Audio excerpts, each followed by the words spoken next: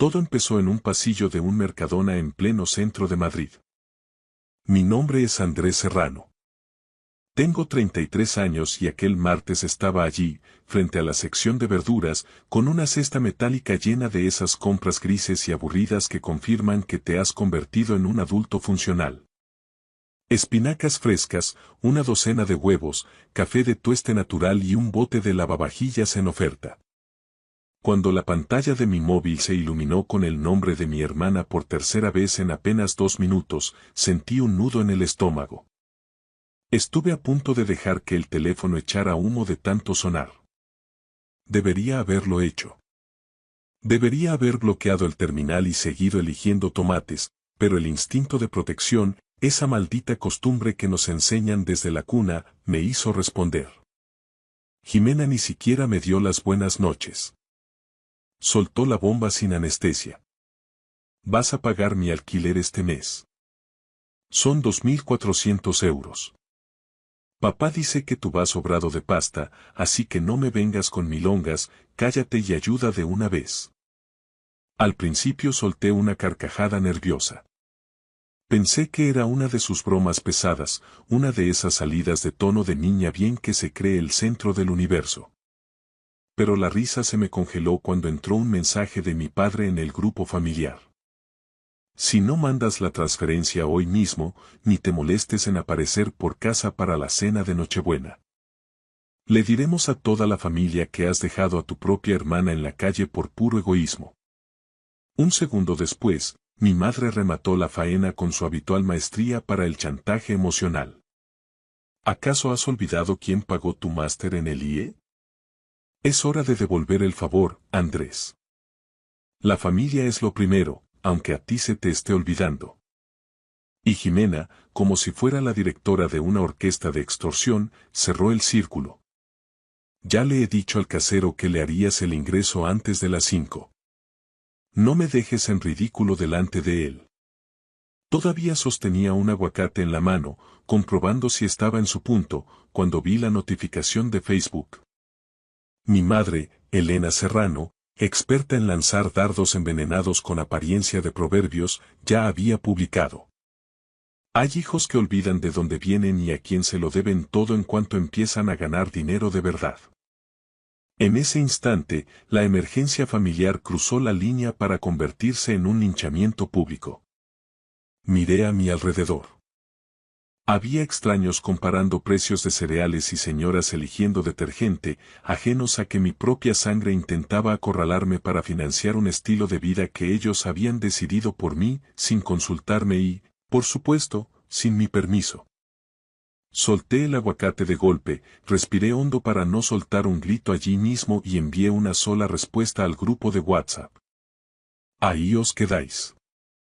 Buena suerte. Lo curioso es que, en el fondo, nada de esto era nuevo. Era esa sensación familiar, pegajosa, agotadora, como esa canción de radio que odias a muerte pero de la que te sabes cada maldita palabra. Empujé el carro hacia las cajas, pero mis ojos no veían los estantes. Mi cabeza era un proyector pasando escenas viejas que llevaba una década intentando enterrar. A mi hermana, a quien mis padres presentaban con pompa como Jimena Serrano cuando querían sonar sofisticados, siempre la describían con adjetivos vaporosos. Era espontánea, sensible o, mi favorito, estaba en proceso de encontrarse a sí misma. A mí, en cambio, me llamaban el Pilar. En el código secreto de los Serrano, eso significaba el que provee, el que no protesta, el que absorbe los golpes y, sobre todo, el que paga las facturas de los demás. Mis padres, Ricardo y Elena, expertos en mantener una fachada impecable de cara a la galería y en organizar viajes de culpa en la intimidad, habían construido una economía doméstica parasitaria basada en mi capacidad para limpiar desastres que yo no había causado. Cuando Jimena se sacó una tarjeta de crédito pija que no sabía gestionar, me pidieron ayuda solo por esta vez. Cuando dejó aquel trabajo a las 2 semanas porque su jefe le robaba la energía, yo acabé cubriendo el seguro de su coche porque ella estaba en una etapa de reconstrucción. Cuando se metió en una estafa piramidal de cosmética de lujo y acabó con el salón de mis padres lleno de cajas de cremas invendibles, me dijeron que sería cruel no mantenerla a flote un par de meses. Ese un par de meses se convirtió en años de sangría invisible. Nunca lo llamaban préstamos, porque eso implicaría devolver el dinero. Para ellos, la lógica era aplastante. Andrés tiene una nómina estable en una multinacional, así Andrés puede absorber el golpe. Salí del supermercado aturdido por el aire frío de la calle. Metí las bolsas en el maletero y me quedé sentado al volante, con el motor apagado, mientras el móvil no dejaba de vibrar. Mi padre. No me toques las narices con esto, Andrés. Mi madre. Nos estás humillando delante de todos. Jimena. El casero ya espera tu transferencia. ¿En serio vas a sabotearme?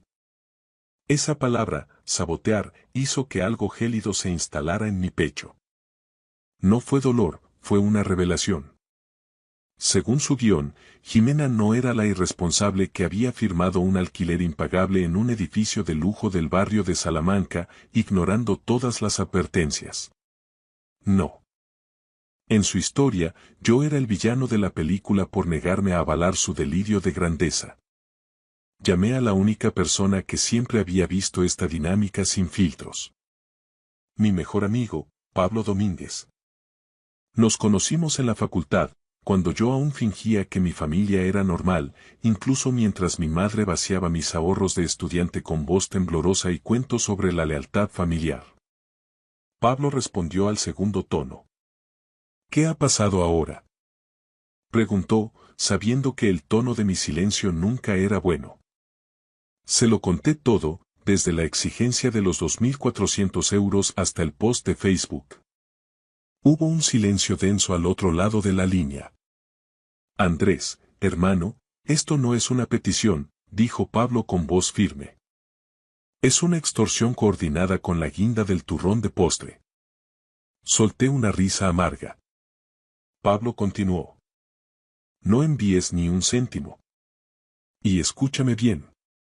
Pase lo que pase, guarda cada mensaje, cada captura. La gente así siempre comete errores cuando cree que la vergüenza ajena hará el trabajo sucio por ellos. Me quedé mirando el parabrisas empañado bajo la tarde gris de Madrid y formulé la pregunta que más me escocía. ¿Y si cumplen su amenaza? ¿Y si le cuentan a todo el mundo que soy el hermano desalmado que la dejó en la calle? Pablo resopló con desdén. Pues que lo hagan. Cualquiera que tenga 2 dedos de frente y escuche la historia completa sabrá quién es el verdadero problema. Además, nadie se queda bajo un puente en 6 horas solo porque tú dejes de patrocinar sus fantasías. Tenía que dejar algo claro. Yo no estaba arruinado. Podía haber pagado ese alquiler sin despeinarme, y por eso me habían marcado como el objetivo perfecto. Pero es que acababa de firmar la escritura de mi propio piso en el barrio de Retiro. Habían sido 10 años de presupuestos militares, de meter horas extras como un loco y de decir no a lujos que otros consumían como si fueran oxígeno. Por primera vez, mi dinero tenía un propósito que no era tapar los agujeros del caos ajeno. Sabía que si cedía y pagaba esos 2.400 euros, no estaría ayudando a mi hermana. Estaría firmando la renovación de un contrato de esclavitud que nunca acepté. Arranqué el coche, conduje hasta mi nueva casa en silencio, hice capturas de pantalla de cada amenaza y, por primera vez en mi vida, decidí no hacer absolutamente nada. Aquella noche, el muro de Facebook de mi madre se convirtió en un desfile de hipocresía.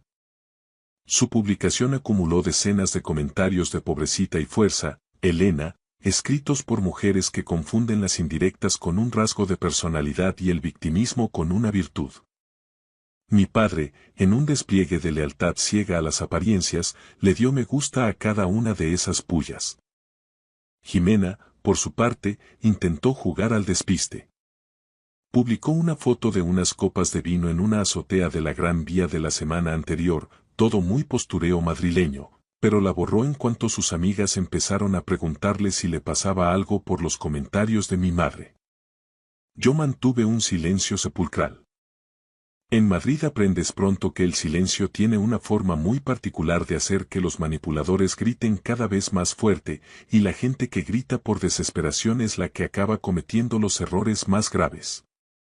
A la mañana siguiente, descubrí hasta qué punto estaban dispuestos a forzar la máquina. Me desperté con 12 llamadas perdidas, un acoso en toda regla, y un mensaje de voz de mi padre que empezaba con esa calma fingida de padre de familia respetable y terminaba en un estallido de furia mal contenida. Andrés, coge el puto teléfono. No estamos para juegos de críos.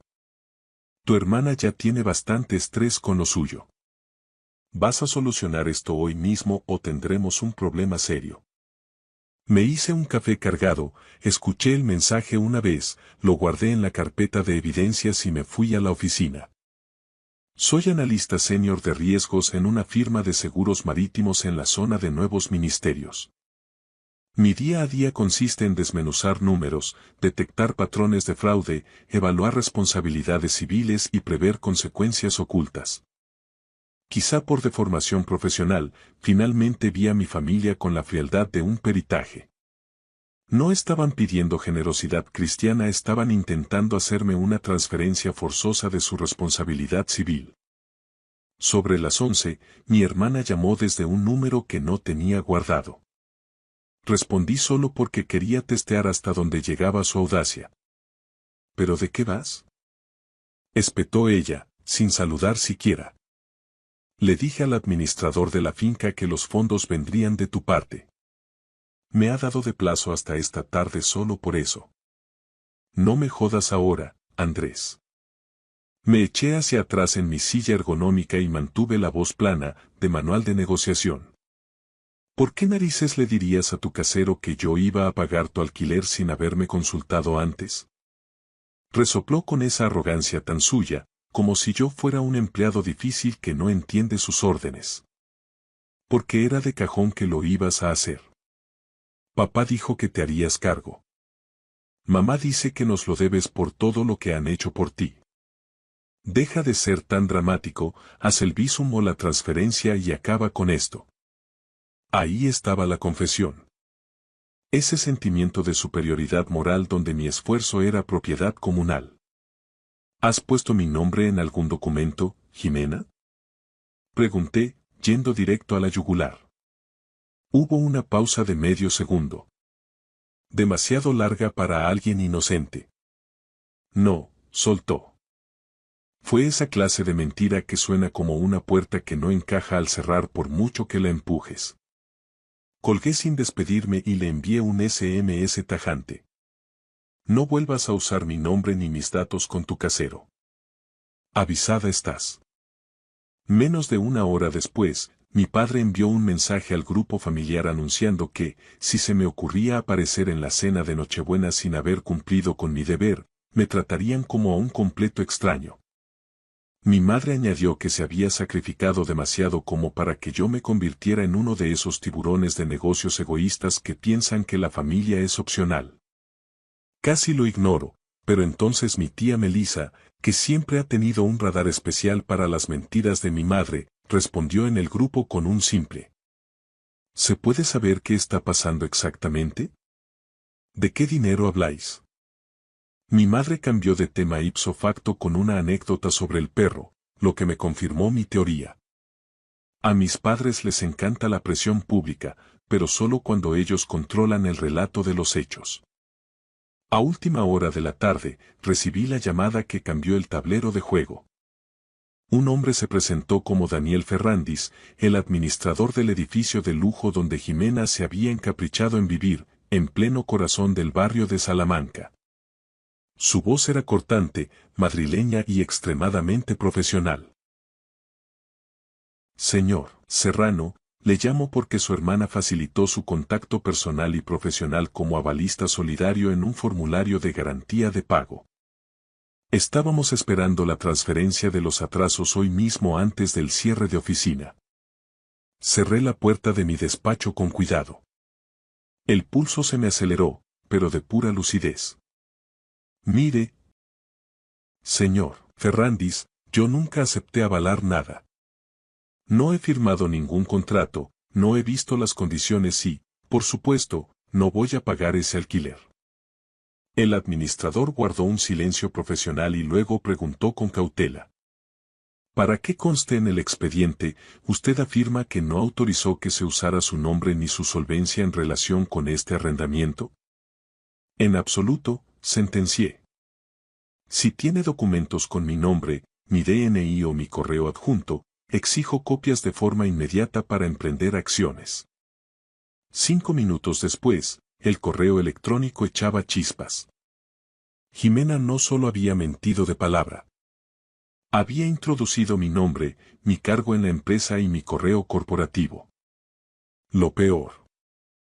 Había adjuntado una versión burda y alterada de mi firma, sacada de un escaneo de una vieja tarjeta de felicitación que le envié a mis padres por su aniversario. Parecía un parche chapucero hecho de madrugada por alguien que cree que el descaro legal es lo mismo que la astucia. Me quedé mirando la pantalla en silencio. Luego solté una pequeña carcajada. La audacia era casi elegante de lo ridícula que resultaba. No solo habían asumido que la rescataría, habían intentado preautorizar el rescate mediante una suplantación de identidad en toda regla. Reenvié todo a mi correo personal, luego a Pablo, y lo guardé en una carpeta en la nube que titulé simplemente Serrano S.A. Pablo llamó al instante. Dime que no estoy viendo lo que creo que estoy viendo. ¿Tu hermana ha falsificado tu firma para un contrato en el barrio de Salamanca? Andrés, eso es un delito de falsedad documental como una catedral. Lo estoy viendo yo también, Pablo. Ha usado mi nombre como avalista sin pestañear. Pablo exhaló lentamente al otro lado de la línea. Muy bien, se acabó el drama familiar de sobremesa. Esto ya entra en territorio penal. Se han pasado de frenada. No necesité que me convenciera. Respondí al administrador por escrito, con copia a mi abogado, declarando formalmente que la información era fraudulenta, que impugnaba cualquier asociación con esa garantía y que exigía la eliminación inmediata de mis datos del expediente. Añadí una frase final para que no quedara ni un resquicio de duda. No soy responsable de este contrato, de estos impagos, ni de ninguna declaración que mi hermana o mis parientes hayan hecho a su oficina. Cualquier intento de cobro será derivado a mi equipo legal. El administrador respondió en 15 minutos agradeciendo la aclaración y comunicándome que el asunto se escalaría al departamento jurídico de la propiedad de forma interna. No les dije nada a mis padres ni a Jimena. Quería ver qué pasaba cuando la máquina de manipulación que habían construido dejara de responder a la culpa y empezara a chocar de frente con los hechos legales. Esa misma noche, mi madre lanzó un segundo dardo en Facebook, una de esas frases de azucarillo sobre hijos que idolatran el becerro de oro pero olvidan el sacrificio de quienes les dieron la vida. Esta vez, el ecosistema familiar empezó a agitarse. Uno de mis primos, que suele mantenerse al margen de los dramas, soltó la pregunta que hizo saltar las alarmas. ¿Pero qué ha pasado? ¿Es verdad que Andrés ha avalado algo y ahora se echa atrás? La reacción de mi madre fue fulminante. Borró toda la publicación en menos de 20 minutos. El miedo a que la verdad ensuciara su narrativa de mártir era más fuerte que su deseo de notoriedad. Conduje hasta mi nuevo piso en Retiro, me serví un vaso de agua fría y experimenté una sensación inédita en medio de estas tormentas cíclicas de lo Serrano. No era el pánico asfixiante de otras veces, era una precisión quirúrgica, casi fría. Por primera vez en 33 años, su plan de asalto no chocaba contra mis emociones o mi sentimiento de culpa, chocaba contra el muro de piedra del papeleo y la legalidad. Faltaban apenas 48 horas para la cena de Nochebuena en casa de mis padres. Para entonces, la situación había pasado de ser una burda manipulación a una catástrofe inminente para todos, excepto para la única persona que, según su guión, debía absorber el impacto, yo. El viernes por la mañana, Daniel Ferrandis volvió a llamar. Esta vez su tono era menos rígido, casi cómplice, el de un profesional que agradece que alguien le hable con la verdad en un mar de embustes. Señor Serrano, gracias por la diligencia de su correo ayer. Hemos verificado internamente que usted no figura de forma legítima en el contrato y que la documentación del aval carece de cualquier validez legal. Hizo una pausa para enfatizar lo que venía. Su hermana se encuentra en una situación de impago técnico desde hace 2 meses, y las prórrogas que se le concedieron se basaron en declaraciones que ahora sabemos que eran radicalmente falsas. Hice la pregunta que cualquier analista de riesgos haría ante un activo tóxico. ¿Cuál es el siguiente paso de la propiedad? Ferrandis respondió con la cautela de quien ya ha agotado su paciencia. Jimena no solo había fallado en los pagos, había ignorado los burofaxes, violado un acuerdo de carencia temporal y, para colmo, pretendía sostener el engaño del avalista externo. Yo era la única razón por la que el fondo propietario no había ejecutado el desahucio por precario semanas atrás.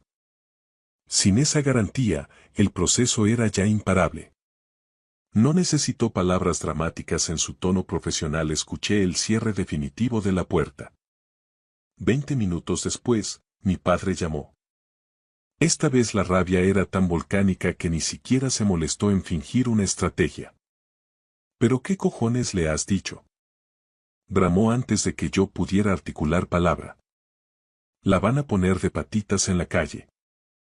El administrador dice que ha mentido en todo. ¿Cómo puedes hacerle esto a tu propia hermana, Andrés? ¿Qué clase de monstruo eres? La pregunta era casi cómica, viniendo de un hombre que llevaba 2 días amenazando con exiliarme de la familia si no financiaba el tren de vida de su hija predilecta en el barrio de Salamanca. He dicho la verdad, papá. Simplemente he aclarado que Jimena usó mi identidad y mi solvencia sin mi consentimiento. Eso tiene un nombre en el Código Penal.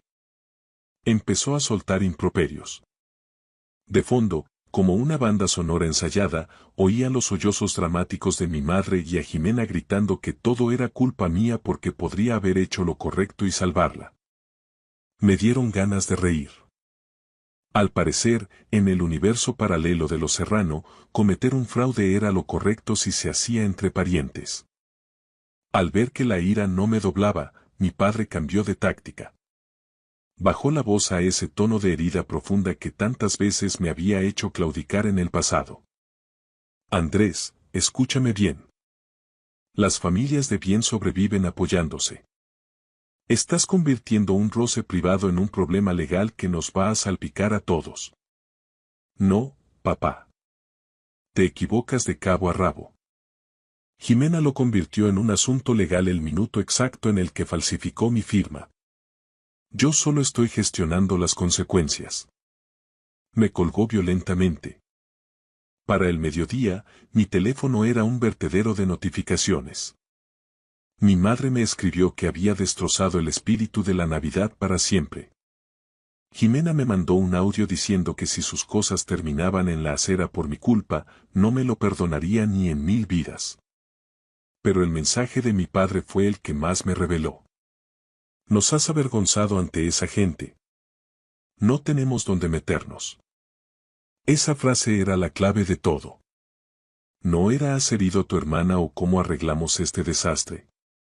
Era la vergüenza, la grieta en la fachada, el miedo al que dirán los vecinos de la urbanización. Estaba cerrando un informe en el despacho cuando Pablo me envió una captura de pantalla. Un amigo de mis padres había compartido el post anterior de mi madre, asumiendo la versión de la madre coraje abandonada por el hijo desagradecido. Pero entonces apareció mi prima Melissa. Melissa tiene la energía de una fiscal de la Audiencia Nacional y una tolerancia cero para las tonterías de mis padres. Comentó en público, a la vista de todos. ¿Ha mencionado Elena también que Jimena suplantó la identidad de Andrés en los papeles del alquiler? Lo pregunto por tener la foto completa antes de que todos lapidéis a la persona equivocada. Apoyé la cabeza en la mesa y solté una carcajada limpia. La vergüenza pública, el arma nuclear que mis padres habían perfeccionado durante décadas, acababa de sufrir un fallo de sistema y les había estallado en la cara. A última hora de la tarde, las llamadas pasaron de ser sermones morales a gritos de socorro frenéticos. Jimena me dejó un mensaje de voz, hipando de tal manera que apenas se le entendía.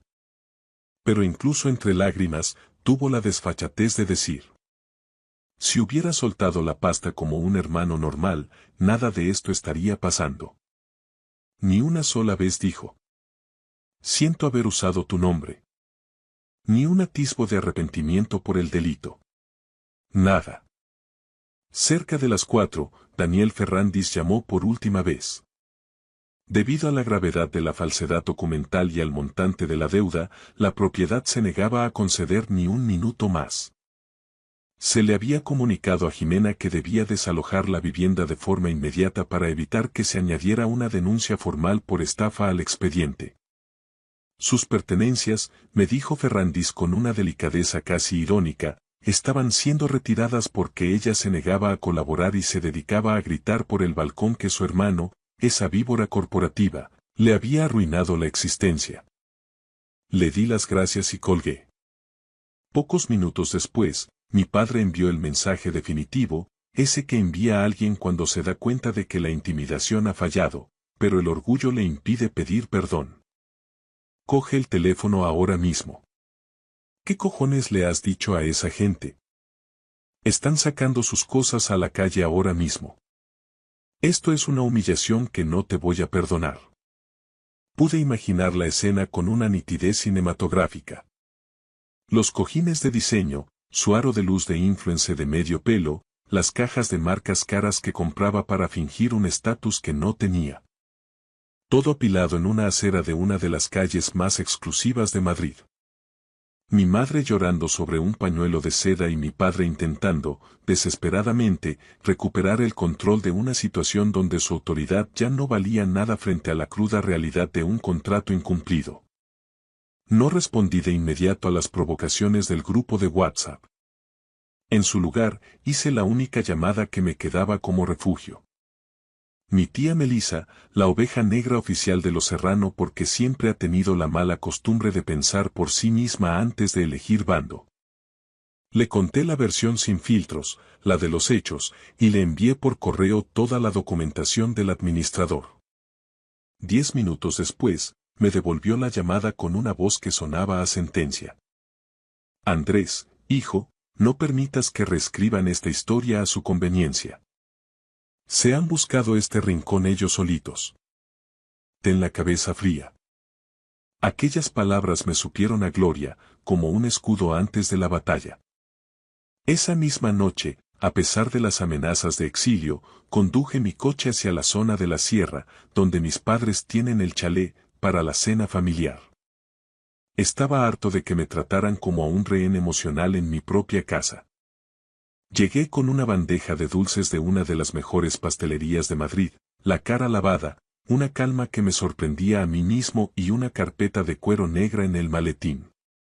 Nada más cruzar el umbral, el aire se podía cortar con un cuchillo.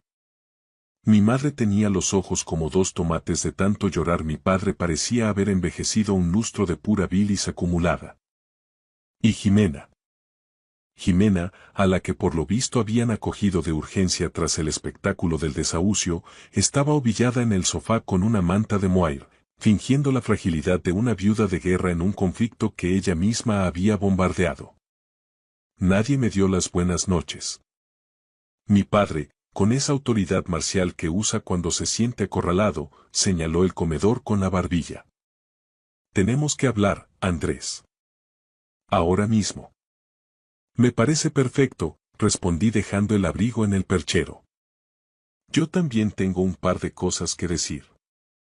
Por primera vez en mi vida, no entraba en esa casa con el escudo en alto para defenderme, entraba con las pruebas del delito. La tormenta estalló antes incluso de que el asado llegara a la mesa. Mi padre cerró las puertas dobles del comedor como si estuviera intentando contener un escape radiactivo. Mi madre se sentó en un extremo, estrujando un pañuelo entre las manos. Jimena se sentó frente a mí, con los brazos cruzados y la barbilla apuntando al techo, irradiando esa clase de indignación tóxica que solo las personas que jamás rinden cuentas son capaces de mantener en medio de un desastre total. Mi padre disparó primero. Podrías haber resuelto esto con discreción, en privado, como caballeros. En lugar de eso, te has dedicado a humillar a tu hermana, a tu madre y a mí delante de extraños. ¿Estás orgulloso? Abrí el maletín con parsimonia, saqué el formulario de avalista impreso y lo deslicé por la mesa de caoba hasta que quedó justo delante de él. Con una voz gélida, pregunté. ¿Te refieres a antes o después de que Jimena suplantara mi identidad en los papeles del alquiler? ¿O quizá te refieres a antes o después de que mamá intentara lincharme públicamente en Facebook? ¿O tal vez a antes o después de que me amenazaras con prohibirme la entrada a esta casa si no financiaba vuestros delirios? Mi madre intentó la maniobra de distracción emocional, su especialidad de la casa. Andrés, cielo, por favor. Esto se nos ha ido de las manos a todos. Nadie quería hacerte daño, de verdad. Éramos una familia desesperada. La miré fijamente, sin pestañear. Mamá, publicaste calumnias sobre mí en redes sociales sin dar mi nombre, solo para que tus amigas te dieran la razón sin conocer los hechos. Eso no es desesperación, es mala fe. Eso es intentar destruirme para doblarme el brazo. Jimena saltó como un resorte. Ay, por favor. ¿Puedes dejar de hacerte el mártir? La que se iba a quedar en la calle era yo. Yo soy la víctima aquí. Me giré hacia ella con una lentitud que la puso nerviosa. ¿Y de quién fue la brillante decisión de alquilar un piso de lujo con portero físico, gimnasio y acabados de primera en el barrio de Salamanca con unos ingresos que no daban ni para el abono transporte? Le espeté. ¿De quién fue la decisión de mentirle al casero asegurando que yo pagaría? ¿De quién fue la decisión de falsificar mi firma en un documento de garantía?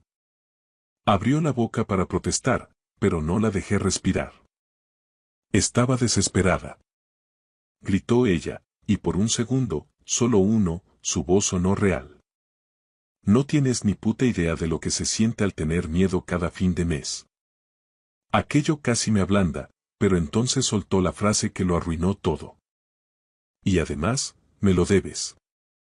Me lo debes por todo lo que te hemos dado. Me quedé incrédulo, parpadeando ante tal nivel de distorsión de la realidad. ¿Que yo te lo debo? ¿Exactamente qué te debo yo a ti, Jimena? Mi padre intervino antes de que ella se hundiera más, lo que me confirmó que había un pacto implícito que yo nunca había aceptado. Tu hermana también ha renunciado a muchas cosas, Andrés. La familia decidió apostar por ti financieramente porque tú eras el estable, el que tenía cabeza. Jimena. Bueno, ella tiene otros talentos, otra sensibilidad. Pablo habría pagado una fortuna por estar grabando esa frase. Dije, midiendo cada sílaba. Otros talentos es una forma poética y repugnante de describir una irresponsabilidad patológica crónica. Mi madre se llevó las manos a la boca. Mi padre dio un puñetazo en la mesa que hizo tintinear las copas de cristal. No vuelvas a hablarle así a tu hermana en esta mesa. Me incliné hacia adelante, invadiendo su espacio. Entonces dejad de pedirme, de una puta vez, que le financie la existencia. Se hizo un silencio espeso, eléctrico, de esos que preceden a las grandes rupturas. Todos en la sala comprendieron que yo ya no estaba siguiendo la vieja coreografía de culpa y perdón. Mi madre hizo un último intento desesperado por recuperar el control del guión. Hicimos tanto por ti, Andrés. Susurró con lágrimas de cocodrilo. Pagamos tus estudios en el IE. Apoyamos tu carrera cuando nadie creía en ti. Confiamos en tu éxito.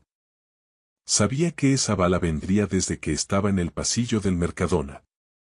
Me ayudasteis, admití, y os estuve profundamente agradecido. Pero luego yo mismo me encargué de liquidar los créditos bancarios. Luego pagué de mi bolsillo el descubierto de vuestro IBI hace 2 inviernos para que no os embargaran. Luego cubrí la factura del dentista de Jimena. Luego os presté aquel dinero para la reparación urgente de la cocina que, por arte de magia, se convirtió en una nevera americana y muebles nuevos para la terraza. Hice una pausa dramática, recorriendo sus rostros con la mirada. ¿En qué cifra exacta, papá, dejo de ser tu hijo para convertirme en un fondo de compensación a fondo perdido? Mi padre se quedó mudo, no porque no estuviera de acuerdo, sino porque ver la aritmética de su manipulación puesta en voz alta le resultaba insoportable. Jimena puso los ojos en blanco con un desprecio fingido. Siempre llevas la cuenta de todo, qué asco de tío. No, respondí con una sonrisa amarga. Llevo los recibos. Hay una diferencia legal y moral muy grande. Puse una segunda carpeta sobre el mantel. Transferencias bancarias, capturas de pantalla de Bizum, justificantes de cheques. Notas que decían emergencia, préstamo temporal, solo hasta el mes que viene. Mi madre miraba los papeles como si fueran jeroglíficos. Mi padre ni se atrevió a tocarlos. Jimena echó un vistazo de reojo y desvió la vista hacia la ventana. Yo no te pedí todo eso directamente. No, pero lo aceptaste todo. Y el resto lo pidieron ellos en tu nombre. Sea como sea, el dinero siempre ha fluido en una única dirección. De mi cuenta a vuestros caprichos. En ese momento, mi tía Melissa, que había decidido que las puertas cerradas y el protocolo familiar eran opcionales cuando había tanta hipocresía junta, entró en el comedor sin previo aviso. Traía una fuente de guarnición y la energía de quien ha venido a poner orden. Espero no interrumpir este simposio de la culpa, soltó con sarcasmo. Nadie la había invitado, pero nadie se atrevió a echarla. En realidad, añadió mirando fijamente a mis padres, creo que Andrés se merece tener testigos de calidad. Mi padre se levantó, indignado. Melissa, esto es un asunto privado de los Serrano.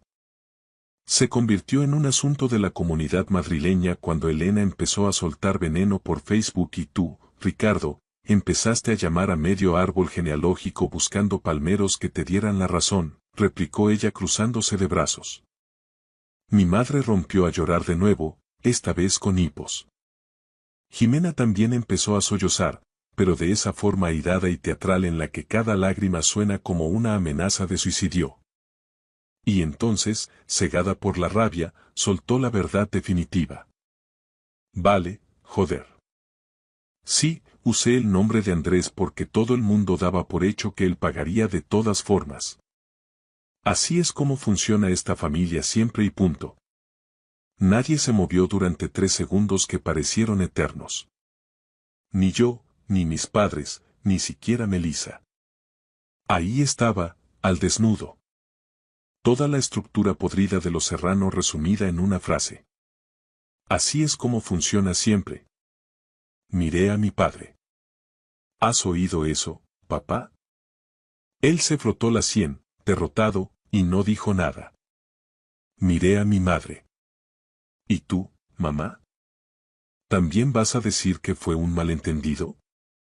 Ella solo susurró el nombre de Jimena, como si el tono de voz pudiera rebobinar la confesión, pero el cristal ya estaba roto. Yo ya no necesitaba que admitieran el patrón de abuso. Jimena acababa de firmar su propia confesión. Y una vez que la verdad se pronuncia con esa claridad en una habitación llena de gente, el peso de la negación se vuelve una carga demasiado pesada, incluso para los maestros del engaño como mis padres. Esa humillación debería haber bastado para cerrar la noche. Pero los sistemas familiares madrileños, especialmente los que se alimentan del que dirán y del derecho a explotar al hijo más capaz, rara vez colapsan con elegancia. Se retuercen como una fiera herida. Y Jimena, acorralada por la evidencia, todavía guardaba un as en la manga que creía que podría destruirme. Se limpió las lágrimas con un gesto brusco, se irguió en la silla con esa altanería de quien se sabe protegida por los padres y recurrió al último refugio de los manipuladores. Buscar un arma en el lodo del pasado. ¿De verdad quieres que todo el mundo sepa quién eres, Andrés? Soltó con una sonrisa gélida. Muy bien, hablemos de aquel verano en la sierra. Hablemos del dinero que desapareció del sobre de mamá y de cómo fingiste que no había sido tú. Mi madre contuvo el aliento, llevándose la mano al pecho. Mi padre levantó la vista, clavándola en mí con una mezcla de decepción antigua y esperanza de contraataque. Melissa frunció el ceño, confundida. Yo, sin embargo, me quedé inmóvil. La acusación no me golpeó con la fuerza que Jimena esperaba, sonó como un trasto viejo, barato y oxidado sacado de un trastero. Adelante, le dije con una calma que la descolocó. Cuéntalo. Pero cuéntalo bien, sin saltarte los detalles incómodos. Esperaba pánico, una súplica, un por favor, eso no. Encontró permiso. Robaste en casa de tus propios padres, insistió ella, alzando la voz para que se oyera en toda la planta. Más alto, Jimena. Que se entere hasta el apuntador. Siempre has sido de digna, pero vamos a refrescar la memoria colectiva. Asentí una vez, mirando fijamente a mi padre. Tenía 17 años. Mamá había apartado el dinero en efectivo para pagar el recibo de la luz y el agua antes de que nos cortaran el suministro. Jimena, que ya entonces vivía por encima de sus posibilidades, se había quedado en descubierto otra vez. Estaba histérica, sollozando porque su novio de entonces, aquel de la moto, ¿os acordáis?, amenazaba con dejarla si no se iba con él de fin de semana a la costa, algo que ella no podía costear. Papá estaba de viaje de negocios. Mamá estaba convaleciente, dormida por la medicación tras una cirugía dental. Hice una pausa para que el silencio pesara. Jimena me suplicó que la ayudara. Juró por lo más sagrado que devolvería el dinero al sobre antes de que mamá despertara o de que llegara el cobrador. No lo hizo. Cuando llegó el aviso de corte de luz, yo cargué con el muerto. Y tú, papá, me dijiste en el despacho que era mejor que un hijo admitiera una chiquillada a que la armonía familiar se rompiera por culpa de la irresponsabilidad de Jimena.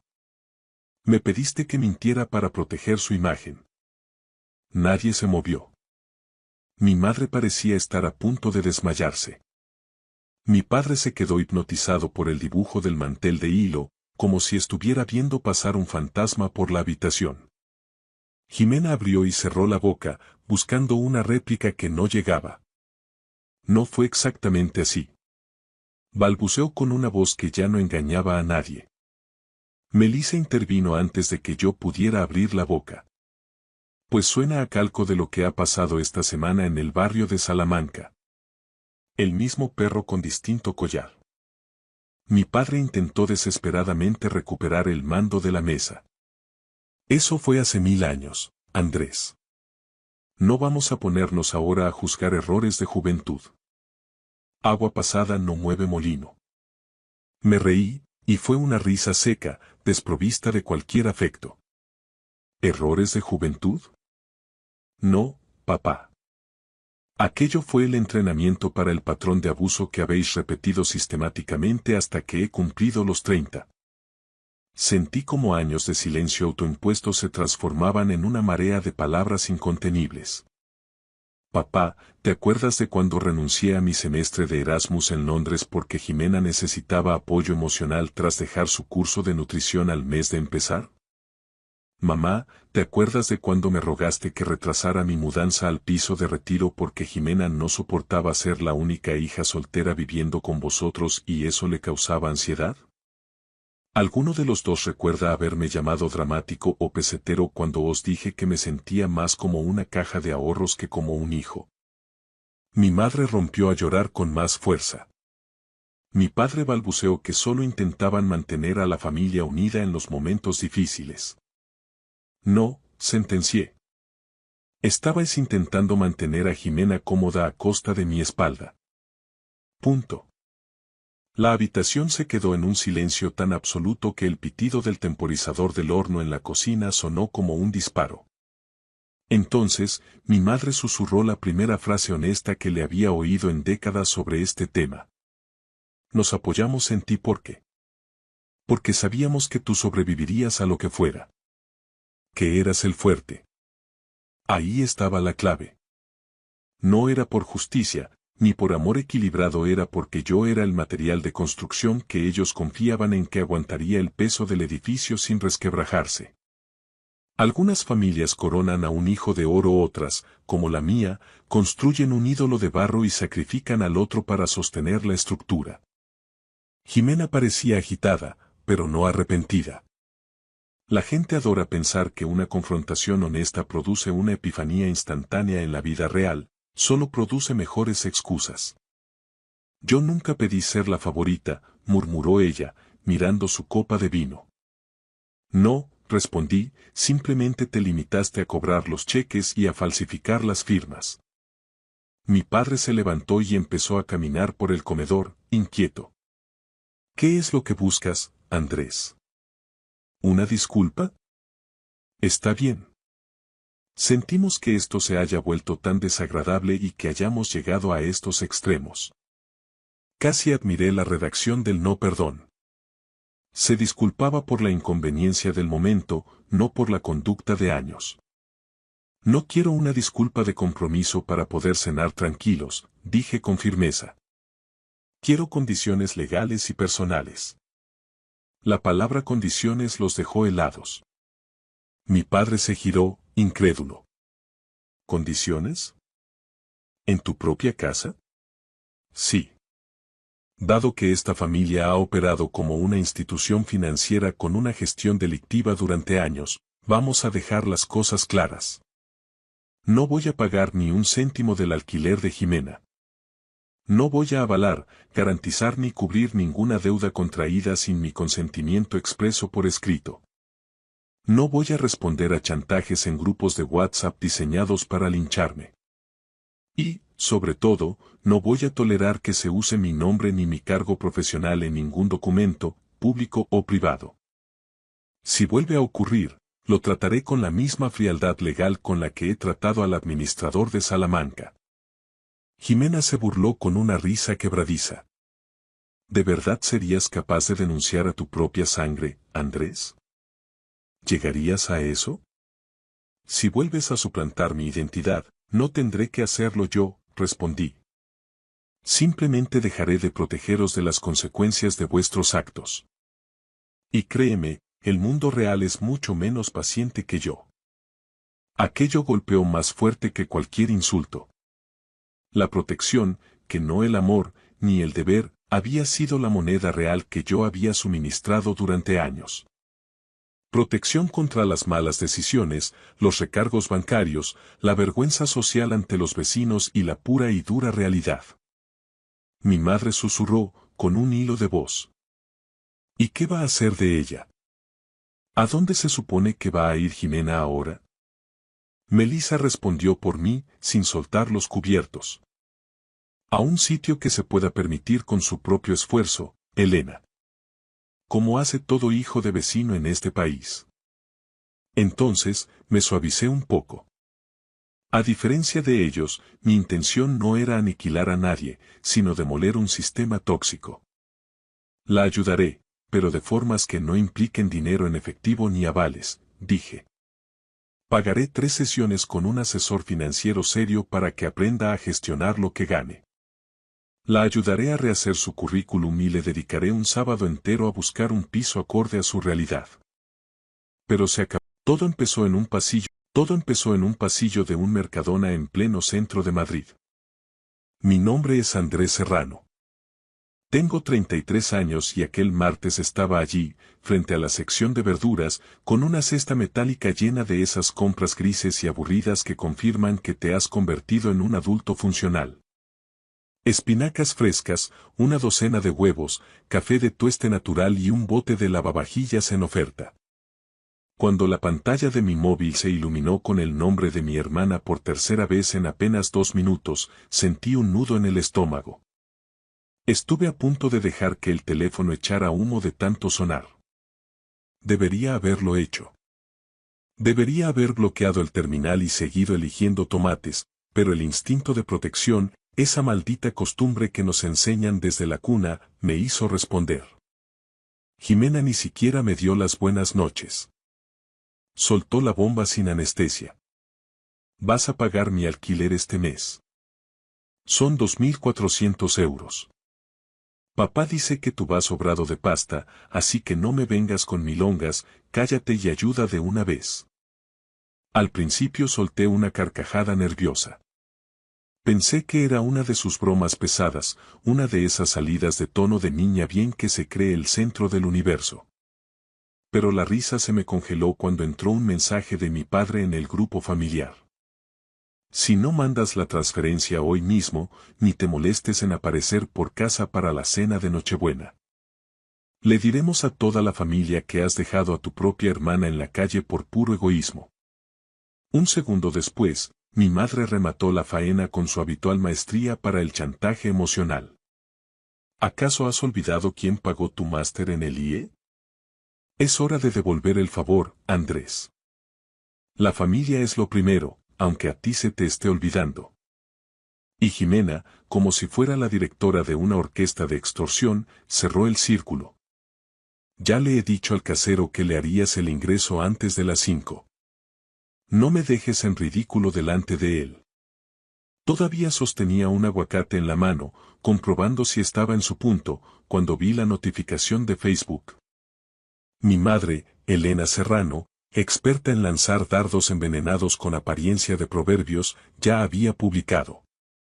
Hay hijos que olvidan de dónde vienen y a quién se lo deben todo en cuanto empiezan a ganar dinero de verdad. En ese instante, la emergencia familiar cruzó la línea para convertirse en un linchamiento público. Miré a mi alrededor. Había extraños comparando precios de cereales y señoras eligiendo detergente, ajenos a que mi propia sangre intentaba acorralarme para financiar un estilo de vida que ellos habían decidido por mí, sin consultarme y, por supuesto, sin mi permiso.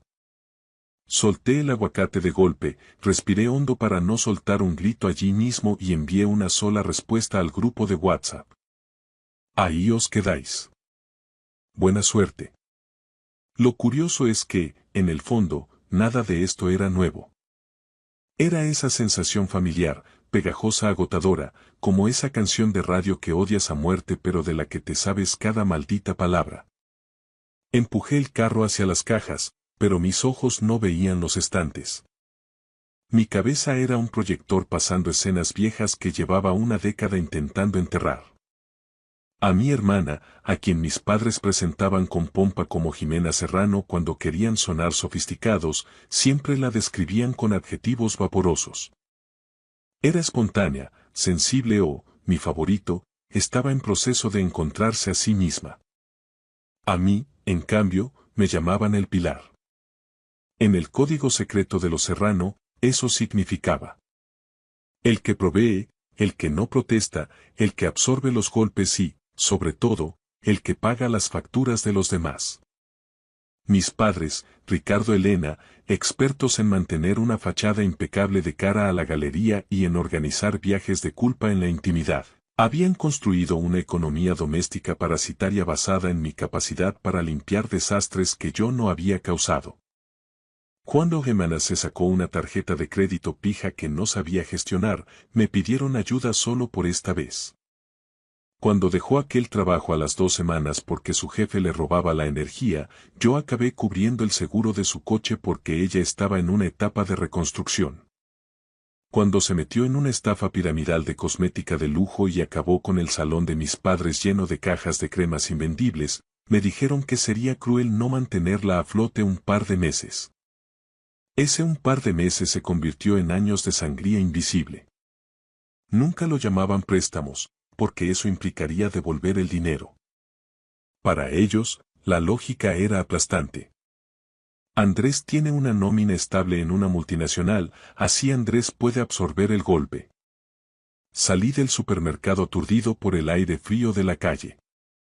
Metí las bolsas en el maletero y me quedé sentado al volante, con el motor apagado, mientras el móvil no dejaba de vibrar. Mi padre. No me toques las narices con esto, Andrés. Mi madre. Nos estás humillando delante de todos. Jimena. El casero ya espera tu transferencia. ¿En serio vas a sabotearme? Esa palabra, sabotear, hizo que algo gélido se instalara en mi pecho.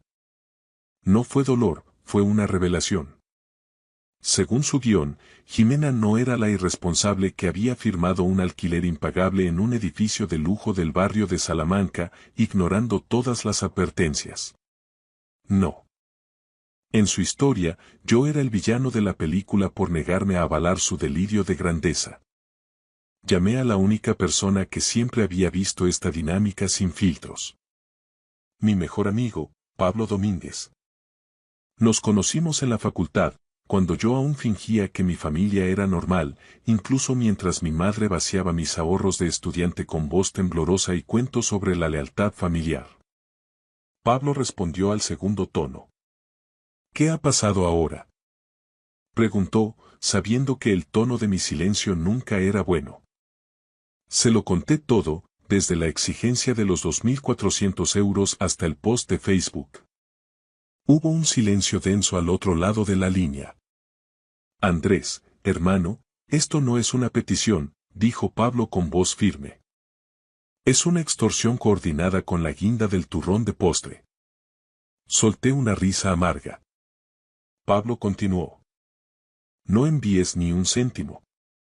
Y escúchame bien. Pase lo que pase, guarda cada mensaje, cada captura. La gente así siempre comete errores cuando cree que la vergüenza ajena hará el trabajo sucio por ellos.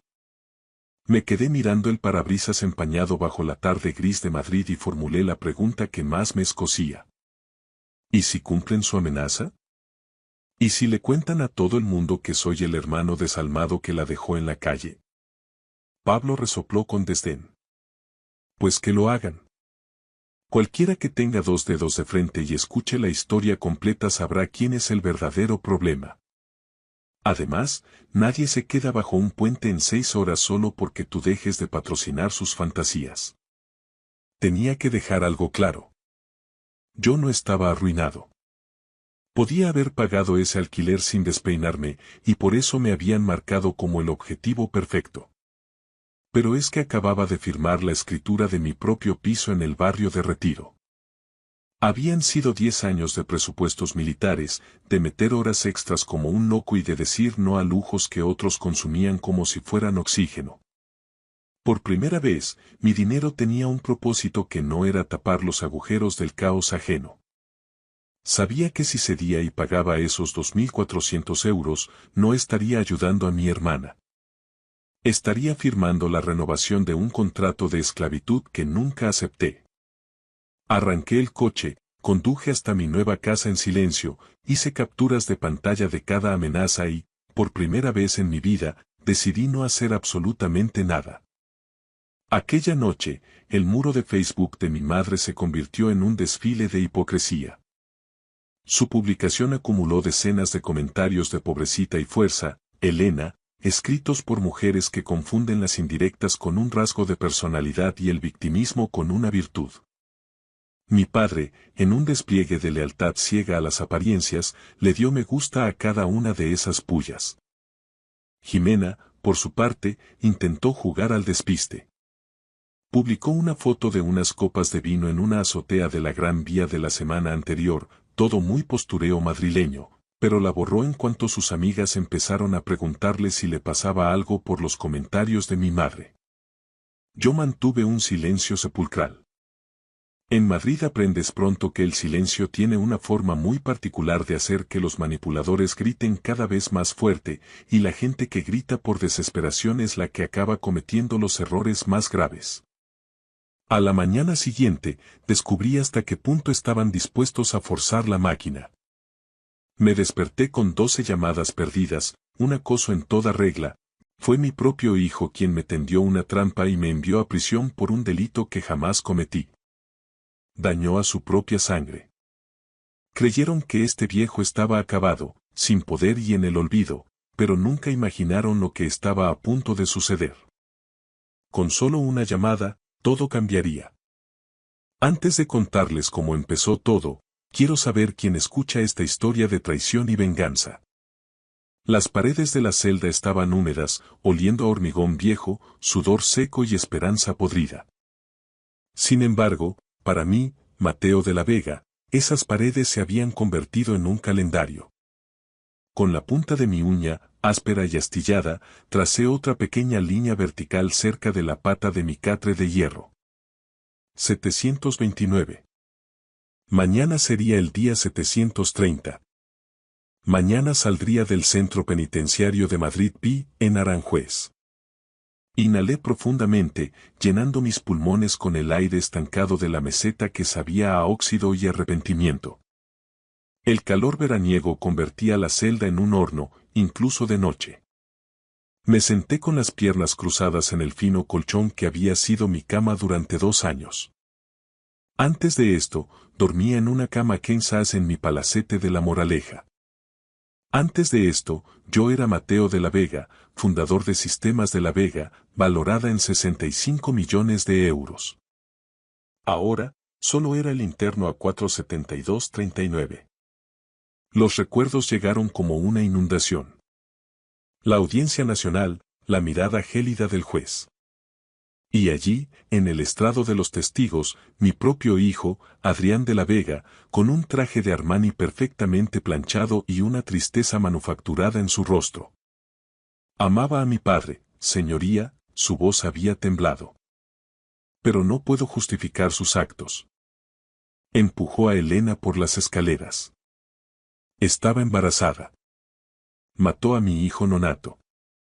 Luego vino Elena, la mujer de Adrián, sentada en una silla de ruedas, sujetándose el vientre liso. Lágrimas de cocodrilo rodaban por sus mejillas. El señor de la Vega me gritó, sollozó. Luego me empujó. Sentí como mi bebé moría. Mentiras.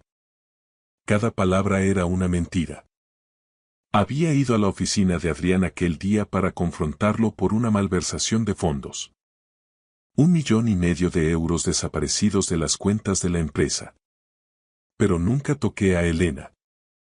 Ella misma se había tirado por las escaleras. La cámara de seguridad había sufrido un fallo técnico misterioso durante esos minutos cruciales, dejando solo las imágenes de mí en la parte superior con el rostro lleno de furia. Cuando el mazo golpeó la mesa y escuché la sentencia de 2 años, mi mundo se derrumbó. Vi a Adrián abrazar a Elena y, en ese momento, capté una mirada. No era culpa, sino un cálculo frío. La mirada de alguien que acababa de eliminar el único obstáculo para su herencia. Intenté luchar, pero Adrián se movió rápido. Presentó una petición de urgencia para congelar mis cuentas, alegando que yo era mentalmente inestable. Sin acceso a mi dinero, no pude contratar a los abogados de la calle Serrano que podrían haberme salvado. Me quedé con un abogado de oficio desbordado de trabajo que apenas miró mi caso antes de aconsejarme que me declarara culpable. Me negué. Fui a juicio y perdí. Mateo, ¿estás soñando despierto otra vez? Una voz ronca me interrumpió. Era Paco Beltrán, mi compañero de celda. Un hombre de unos 60 años cumpliendo condena por estafa fiscal. Mi único compañero en este infierno. Solo contando los días, Paco, respondí en voz baja. Mañana sales libre, dijo Paco, doblando su uniforme. Si yo fuera tú, estaría dando gracias a la Virgen. Pero estás demasiado tranquilo, Mateo. Como quien va a por el pan, no como quien sale del hoyo. Esbocé una leve sonrisa que no llegó a mis ojos. Porque el verdadero infierno no está aquí, Paco, susurré. El verdadero infierno está ahí fuera, esperándome. Paco arqueó una ceja, pero no dijo nada. Me puse de pie y caminé hacia el espejo agrietado sobre el lavabo. El hombre que me devolvía la mirada era diferente. El pelo con vetas grises, el rostro endurecido, los ojos más oscuros. Había perdido 10 kilos, no por la mala comida, sino por la rabia que ardía en mi interior como un horno. Pensé en Isabel, mi esposa durante 30 años, fallecida hace 3, antes de que pudiera ver en qué se había convertido nuestro hijo. Adrián, Elena, pronuncié los nombres como maldiciones. Mañana estarían esperando fuera con periodistas, escenificando una reconciliación, interpretando sus papeles. Pero yo había aprendido a ser paciente en esta celda. La paciencia era un arma, y la venganza era un plato que se servía frío. Yo había mantenido el mío en el congelador durante 2 años. La puerta de la celda se abriría en pocas horas, y cuando lo hiciera, el infierno saldría conmigo. Horas de visitas. El sonido de zapatos caros resonó por el pasillo. Adrián venía de nuevo. Visita para De la Vega, dijo el oficial Martínez. Su hijo dice que es urgente. Cerré mi libro. El último intento desesperado. Por supuesto. La sala de visitas estaba dividida por un cristal. Al otro lado vi a Adrián en su traje de 3.000 euros, con aspecto cansado. Bien. A su lado se sentaba Elena, luciendo más delgada. Mejor aún. Adrián agarró el teléfono. Esperé antes de levantar el mío. Papá, por favor, la voz de Adrián se quebró. Solo firma la transferencia del fondo fiduciario. 2 millones. La empresa lo necesita. La auditoría empieza mañana. Hola para ti también, hijo, lo corté fríamente. Elena se acercó, las lágrimas ya formándose. Padre, nos hemos encargado de todo mientras no estaba. Mantuvimos Sistemas de la Vega a flote. Es lo menos que podría hacer. ¿Lo menos que podría hacer? Mi risa fue amarga. ¿Sentarme en esta jaula por un crimen que no cometí mientras vivís en mi casa?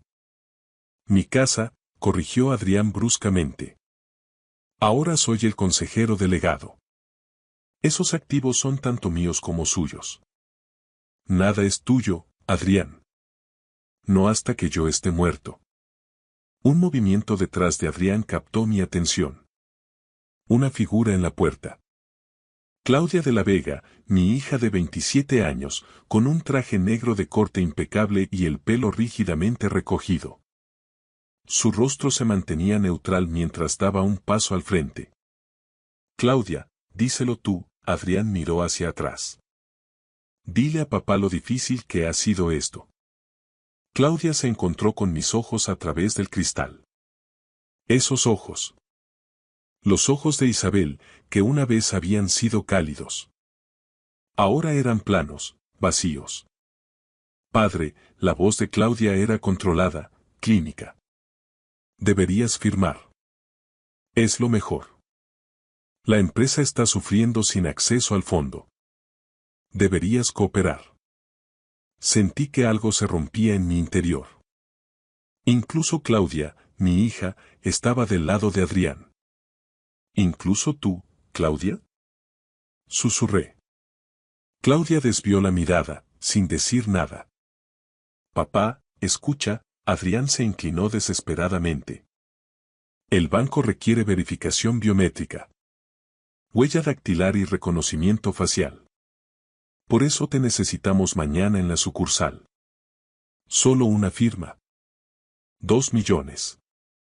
¿Por qué no falsificarla? Pregunté con frialdad.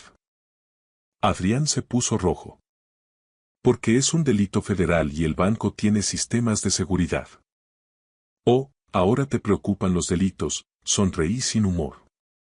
Las lágrimas de Elena desaparecieron, reemplazadas por la ira. Viejo estúpido. Estás destruyendo todo por despecho. Cuidado, Elena, mi voz bajó hasta convertirse en hielo. No tengo nada que perder. ¿Y tú? Adrián golpeó la mesa. Mañana saldrás de aquí sin nada, viejo. Sin dinero, sin familia, sin poder. Nosotros lo controlamos todo ahora. Me incliné hacia adelante, con los ojos clavados en mi hijo. Ya lo veremos, Adrián, dije suavemente.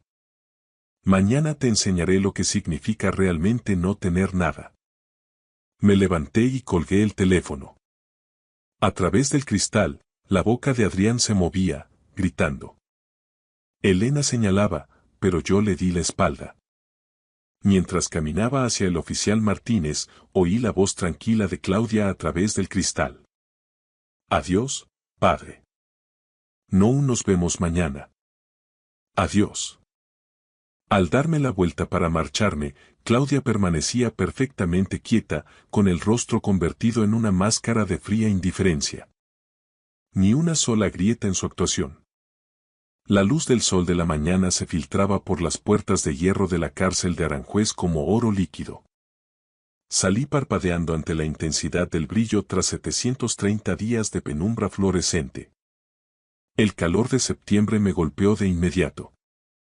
El aire denso y húmedo de Madrid que olía a libertad, a gasolina y a nuevos comienzos. Una multitud se había congregado fuera de las puertas. Periodistas con cámaras y micrófonos rodeaban el lugar y en el centro, como actores esperando su entrada, estaban Adrián y Elena. Mi hijo vestía un traje azul marino que probablemente costaba 3.000 euros, con el rostro ensayado en un gesto de cuidadoso remordimiento. A su lado, Elena sostenía un ramo de rosas blancas sobre su vestido color crema. Atrezo para las cámaras. Papá, la voz de Adrián se proyectó por todo el aparcamiento, lo suficientemente alta para que cada micrófono la captara. Bienvenido. Estamos aquí para ti. Somos una familia. No detuve mi paso. Caminé hacia adelante, mi camisa blanca arrugada y mis vaqueros desgastados me quedaban holgados tras 2 años de comida carcelaria. Eran las mismas prendas que llevaba el día que me detuvieron. Todo lo que tenía ahora. Adrián dio un paso al frente, extendiendo las rosas. Papá, por favor, vamos a casa. Podemos hablar. Arreglarlo todo. Pasé de largo. No lo rodeé, simplemente pasé a través de su espacio como si Adrián fuera un mueble viejo en la acera. Papá, la voz de Adrián se agudizó. Su mano salió disparada, agarrándome del brazo. No montes un espectáculo. Entra en el coche ahora mismo. Me detuve lentamente y giré la cabeza. Miré la mano de Adrián apretando mi brazo, luego busqué sus ojos. Las cámaras estaban grabando, registrándolo todo. Suéltame, dije en un susurro, midiendo cada sílaba. O gritaré que me estás agrediendo delante de toda esta prensa. La mano de Adrián cayó como si hubiera tocado fuego. Reanudé mi marcha. Detrás de mí, la voz de Elena se elevó, rompiendo la fachada. Está completamente loco. 2 años le han destruido la cabeza. El rugido profundo de un motor potente la cortó en seco. Un Rolls-Royce Phantom negro se deslizó por el aparcamiento como una pantera, con el cromo brillando bajo el sol, exigiendo atención inmediata. La matrícula rezaba Brooks. Todas las cámaras giraron hacia él. La puerta del conductor se abrió. Un hombre joven salió, de unos 30 y pocos años, atlético, vistiendo un carísimo traje de 3 piezas color gris carbón. Tenía el pelo oscuro cortado con precisión y ojos inteligentes tras unas gafas sin montura. Se movía con una confianza silenciosa. Era Marcos Brooks, graduado en ICADE, el abogado que ganaba los casos imposibles. Adrián había intentado contratarlo el año pasado para una demanda corporativa, pero Brooks se había negado sin dar explicaciones. Marcos caminó directamente hacia mí, ignorando a los reporteros, ignorando el impacto de Adrián, ignorando todo excepto a su cliente. Señor de la Vega, la voz de Marcos era clara y respetuosa. Todo está listo, señor. Le estreché la mano con firmeza una vez. Marcos abrió la puerta trasera con una inclinación profesional. Me detuve y miré hacia atrás, hacia Adrián y Elena. Estaban congelados, las rosas se marchitaban en manos de Elena y tenían las bocas ligeramente abiertas mientras su escena cuidadosamente planeada se desmoronaba. No sonreí, no me regodeé, solo los miré. Dejé que vieran que algo fundamental había cambiado, que el hombre que entró en prisión no era el hombre que salía de ella. Luego me deslicé dentro del Rolls Royce. El cuero me abrazó. El interior olía a lujo, a madera pulida y a poder. La puerta se cerró con un golpe sólido, como una caja fuerte bloqueándose. Fuera, estalló el caos. Señor de la Vega. Los reporteros enjambraron a Adrián. ¿Quién ha recogido a su padre? ¿A dónde se lo llevan? ¿De dónde ha sacado el dinero? El rostro de Adrián pasó por todas las emociones. Confusión, palidez, choque. Y un rojo ardiente. ¿Cómo es posible? Balbuceó. Ese es Marcos Prox. Elena agarró el brazo de Adrián, perdiendo la compostura. Dijiste que nos había rechazado. Dijiste que tu padre no tenía nada. A través de los cristales tintados, vi cómo la comprensión nacía en el rostro de mi hijo.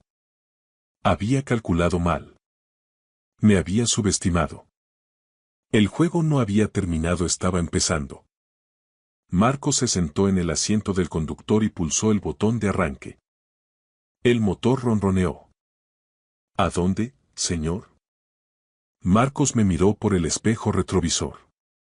Me eché hacia atrás, cerrando los ojos. Mi primer aliento verdaderamente libre en 2 años. Al santuario, dije en voz baja.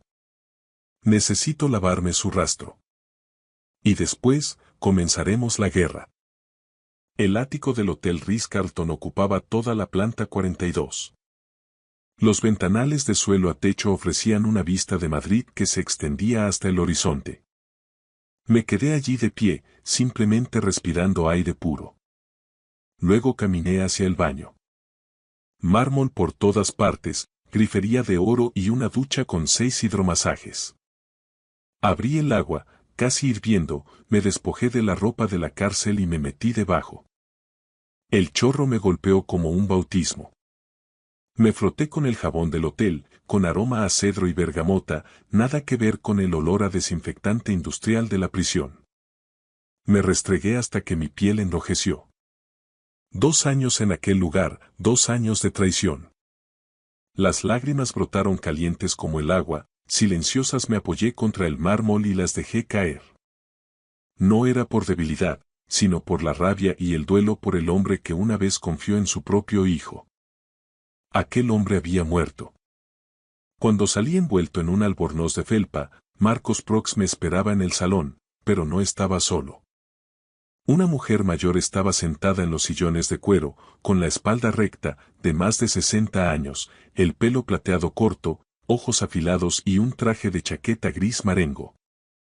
Señor de la Vega, dijo Marcos poniéndose de pie, le presento a Beatriz Valdés. Era la mejor abogada penalista de España.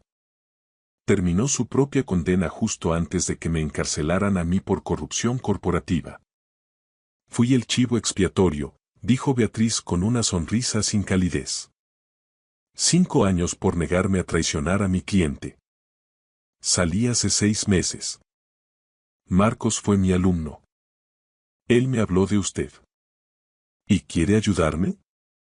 Quiero destruir a bastardos corruptos, corrigió Beatriz. Su hijo cumple los requisitos. Marcos señaló unos documentos que cubrían la mesa de centro. Tenemos que movernos rápido, dijo. Golpear mientras Adrián está desprevenido. Me senté. Enséñadme. Poder notarial, Marcos extendió el primer documento. Adrián consiguió que lo declararan a usted mentalmente incompetente. Vamos a revocarlo ahora mismo. Su firma reactiva su estatus como accionista mayoritario con el 70% de las acciones. Firmé inmediatamente. Siguiente. Auditoría forense de urgencia. Congelará todas las cuentas de la empresa hasta que se complete. Adrián no podrá mover ni un euro sin la aprobación del Consejo. ¿Cuánto tiempo? Mínimo 30 días. Más si encontramos irregularidades, y las encontraremos. Hacedlo. Beatriz se inclinó hacia adelante. Su fuente nos envió esto, dijo entregándome un sobre de papel craft sin nombre, solo con una letra, C. Mi mano se quedó inmóvil. Conocía esa caligrafía. Dentro había una memoria USB y una nota en papel normal. 2 años de trabajo. Todo lo que necesitas. Confía en Marcos, es tu aliado. Es muy minucioso. Marcos conectó la unidad al portátil. La pantalla se llenó de hojas de cálculo, registros bancarios, correos electrónicos, sociedades pantalla, blanqueo de capitales, sobornos al juez y al técnico que corrompió las grabaciones. ¿Quién es esta persona? Pregunté en voz baja. Anónimo, respondió Marcos. Pero alguien con acceso total a sistemas de La Vega. Alguien en quien Adrián confía. Me quedé mirando la letra C. Mi pecho se apretó. Claudia, no. Ayer se mostró fría, distante. A menos que... Señor de La Vega, me apremió Beatriz. Levanté la vista, apartando ese pensamiento. Ejecutad el bloqueo. Cortad el acceso de Adrián a cada cuenta. Corporativa, personal, todo. Quiero que sienta lo que significa no tener nada.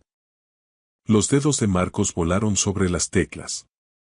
El banco recibirá nuestra orden judicial en menos de una hora. Adrián será notificado por la mañana. Tarjetas denegadas. Acceso cero. Bien. Volví a los ventanales. Madrid pulsaba bajo mis pies. Mi ciudad, mi empresa, mi imperio. Adrián pensó que podía robármelo. Adrián se equivocó. Una cosa más, Beatriz me entregó una fotografía reciente de Adrián y Elena en un restaurante de lujo de la calle Jorge Juan. Estaban riendo, brindando con champán. En el reverso, la misma caligrafía. Que disfruten de su última cena. Sonreí con frialdad. ¿Cuándo lo hacemos público? Mañana, dijo Marcos, rueda de prensa. Anunciará que recupera el control. A los medios les encantará. Un hombre injustamente encarcelado reclamando su imperio. Asentí. Démosles el espectáculo que esperan. Mientras tanto, al otro lado de la ciudad, el teléfono de Adrián sonó en su despacho de sistemas de La Vega. Identificador de llamadas. Banco Santander. Frunció el ceño y respondió. Señor de La Vega, soy Susana Jones, de Servicios de Cuentas. Estamos viendo irregularidades en sus cuentas corporativas. Venga a la sucursal inmediatamente. La sangre de Adrián se congeló. La noticia estaba a punto de destruirlo. El restaurante amazónico, en plena calle Jorge Juan, brillaba con la elegancia del viejo dinero madrileño. Lámparas de cristal, manteles de hilo y un ambiente selvático sofisticado donde la élite de la capital cerraba acuerdos ante filetes de 90 euros. Adrián de la Vega estaba sentado en la mesa central, visible para todos. Una declaración de poder. Elena lucía un diseño de Valentino color burdeos. Frente a ellos se sentaban Ricardo y Patricia Sterling, dueños de una constructora de infraestructuras y posibles inversores. Mi hijo necesitaba sus 15 millones de euros, prometiendo un retorno de inversión del 40% en 18 meses. Adrián gesticuló con su copa de vino. El sector inmobiliario en Madrid está en auge. Este es el momento. Ricardo asintió. Su padre construyó un imperio impresionante. ¿Cómo está él? Adrián corrigió con suavidad. Yo lo estoy expandiendo, llevando a sistemas de La Vega a la era moderna. Respecto a su salida hoy. Bueno, han sido 2 años duros y le han pasado factura. Está bajo cuidado médico. Elena puso su mano sobre la de Adrián. Es desgarrador, pero somos una familia. El camarero apareció con la cuenta. 850 euros. Adrián sacó su tarjeta American Express Centurion y la entregó con indiferencia. Quédese con el cambio. El camarero la pasó por el datáfono. Beep. Denegada. Frunció el ceño y lo intentó de nuevo. Beep. Denegada. El estómago de Adrián dio un vuelco. La máquina debe de estar fallando. Inténtelo una vez más. Tercer intento. Beeb. Lo siento, señor. Dice. Contacte con su entidad. Patricia y Ricardo intercambiaron miradas. Un fallo del sistema bancario, segaramente, río Adrián demasiado alto. Elena, usa la tuya. Elena buscó torpemente su tarjeta vinculada a la misma cuenta. Beeb. Denegada. Se hizo un silencio sepulcral. Llamaré a finanzas, dijo Adrián levantándose abruptamente, arrastrando la silla. Caminó hacia la entrada con el teléfono en la oreja. Gerardo Thompson, el director financiero. Gerardo, ¿por qué no funcionan las tarjetas? La voz de Gerardo sonó aterrorizada. Señor de la Vega, he estado intentando localizarle. Todas las cuentas de la compañía están bloqueadas. Orden de la CNMV a las 5 de la tarde. Auditoría forense de emergencia. El mundo de Adrián se tambaleó. ¿Qué? ¿Bajo qué autoridad? Bajo la de su padre. Mateo ha reactivado su estatus de accionista mayoritario. El consejo se ha puesto de su parte. Sigue siendo el fundador. Yo soy el consejero delegado. Su nombramiento se basó en un poder notarial que él ha revocado, dijo Gerardo con calma. Legalmente, nunca dejó de ser el presidente. La transferencia de 2 millones de esta mañana ha sido cancelada y marcada como sospechosa. Todo está bloqueado hasta que la auditoría termine. ¿Y Adrián? Enciende la tele. Adrián se giró hacia la pantalla plana del bar. La Sexta Noticias. Yo estaba en un podio con el logo de Sistemas de la Vega detrás. Me veía sano, fuerte y furioso. El rótulo decía: Mateo de la Vega anuncia su regreso y una reestructuración total. Yo, Mateo de la Vega, como legítimo propietario y presidente, anuncio una reestructuración completa de la directiva con efecto inmediato. Mi voz sonó clara. Mientras estuve encarcelado injustamente, ocurrieron irregularidades financieras masivas, desvío de fondos y proyectos mal gestionados. Se tomarán medidas legales contra todos los responsables. Mis ojos parecieron atravesar la cámara hasta clavar la mirada en Adrián. Esta empresa será saneada de arriba abajo. La pantalla cortó a los reporteros. Adrián se quedó petrificado. Cada par de ojos en el restaurante estaba puesto en él. Ricardo le enseñaba algo a su mujer en el móvil. El camarero merodeaba con la cuenta impagada. Elena apareció siseando. Adrián, la gente está mirando. ¿Qué está pasando? Adrián no podía hablar. Vio su reflejo en los adornos de latón.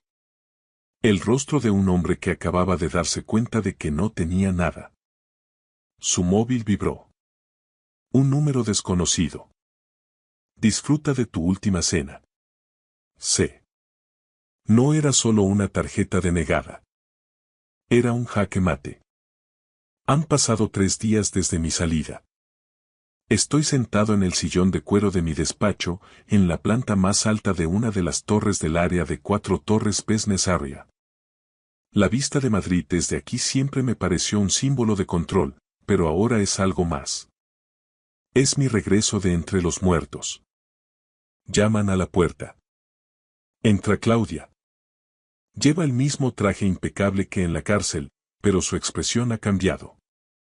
La máscara de indiferencia se ha esfumado. Se acerca a la mesa y coloca sobre ella una carpeta con el logotipo de la agencia tributaria. Todo ha terminado, papá, dice en voz baja. Adrián y Elena acaban de recibir la notificación de desahucio de la mansión de La Moraleja. La casa está a nombre de la empresa, y la empresa vuelve a ser tuya. Miro a mi hija fijamente. ¿Fuiste tú todo este tiempo? ¿Tú eras Le pregunto, aunque en el fondo ya conocía la respuesta. Claudia asiente, y por fin los ojos le brillan con lágrimas contenidas. Tuve que hacerlo, papá. Cuando Adrián te tendió la trampa, comprendí que si me enfrentaba a él abiertamente, nos destruiría a los dos y borraría las últimas pruebas de tu inocencia. Tuve que jugar el papel de la hermana fiel para ganarme su confianza y acceder a sus cuentas cifradas y a los mensajes con el técnico que borró el video. He vivido 2 años en un infierno, fingiendo que te odiaba. Me levanto y, por primera vez en mucho tiempo, abrazo a mi hija. Me has salvado, Claudia. Has salvado el imperio. Lo hemos salvado, me corrige ella. Adrián está ahora mismo en dependencias policiales. Lo acusan de fraude, falso testimonio y malversación. Elena intenta huir a Suiza, pero sus cuentas están bloqueadas y su pasaporte ha sido anulado a petición de Marcos Brox. No tienen a dónde ir. Miro por el ventanal. Abajo, en la plaza, veo los flashes de las cámaras. Los periodistas esperan una declaración oficial. ¿Sabes qué es lo más irónico? Digo. Adrián pensó que la codicia era poder. Pero en este país, en este negocio, la única moneda que de verdad importa es la lealtad. 1 hora después, Claudia y yo bajamos al vestíbulo. Frente a la entrada del edificio hay una multitud. Entre ellos, alcanzo a ver a Adrián. Lo llevan custodiado 2 agentes de la Guardia Civil. Ya no luce su chaqueta cara, lleva la camisa desabrochada y las esposas brillan en sus muñecas. Al verme, empieza a gritar. Papá. No puedes hacerme esto. Soy tu hijo. Fue ella, fue Elena la que me convenció. Me detengo a escasos metros de él. El ruido de la calle parece desvanecerse. Yo no tengo hijo, Adrián, digo con calma ante toda la prensa. Mi hijo murió hace 2 años, cuando decidió que el dinero valía más que el honor. Me giro hacia Claudia y sonrío, por primera vez de forma genuina, con toda el alma. Hija mía, mi socia, mi única familia de verdad. ¿Estás lista para dirigir un imperio? Claudia se ajusta la solapa de la chaqueta con seguridad. He estado dirigiéndolo desde las sombras los últimos 6 meses, viejo. Creo que sabré hacerlo a plena luz del día. Suelto una carcajada. Es la primera vez que río de verdad en años. Nos subimos al Rolls Royce negro y, cuando el coche arranca, miro por última vez el espejo retrovisor. La figura de Adrián, rodeado de policías, se hace cada vez más pequeña hasta desaparecer. El pasado está enterrado. El futuro es nuestro. Esta es mi historia. Una historia real de traición, sacrificio y el precio de la lealtad. Soy Mateo de la Vega y comparto esto con vosotros porque quiero que aprendáis la lección que yo aprendí de la forma más dura. La familia no es solo la sangre. Es quien se queda a tu lado cuando el mundo se desmorona. No seáis como mi hijo. No dejéis que la codicia os cegue. Yo perdí a un hijo para siempre, pero gané una hija que demostró que el amor verdadero requiere sacrificio. Elegid bien a vuestra familia. Elegid el carácter por encima de la conveniencia. Elegid la lealtad por encima de la codicia. Gracias por escuchar mi historia hasta el final. Si resonó contigo, dale like, escribe en los comentarios qué fue lo que más te tocó y no olvides decir de dónde eres. Suscríbete al canal, vienen muchas más historias.